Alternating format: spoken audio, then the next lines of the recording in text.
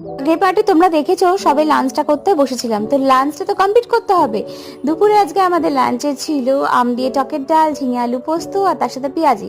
আর তার সাথে যদিও বা থাকতেই হবে একটা কাঁচা পেঁয়াজ আর একটা কাঁচা লঙ্কা। আর সঙ্গে এরকম বৃষ্টির ওয়েদার, ঝোড়ো হাওয়া দিচ্ছে, দারুণ লাগছিল দোতলার বারান্দায় খেতে। আমার এই দুপুরবেলা যদি বৃষ্টি পড়ে আলাদাই মজা লাগে। তো তারপর চলে এলাম ওপরে রেডি হতে। তো রেডি তো হচ্ছিলাম, অফিস যেতে পারবো কিনা কোনো ঠিক ছিল না, বাইরে ঝমঝমিয়ে বৃষ্টি চলছিল। তাও মুখে একটু সানস্ক্রিন, একটু প্যান স্টিক লাগিয়ে নিলাম, আর লাস্টে একটু টকটকে লাল রঙের লিপস্টিক জামার সাথে ম্যাচিং করে লাগিয়ে নিলাম।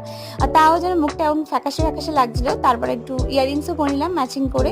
রেডি তো হয়ে গেলাম, কিন্তু বেরোতে পারবো কিনা কোনো ঠিক ছিল না। তারপর আধ ঘন্টা ওয়েট করলাম, বৃষ্টিটা হালকা একটু কমতেই বেরিয়ে পড়লাম। তখনও রাস্তায় কিন্তু বৃষ্টি অল্প পড়ছিল।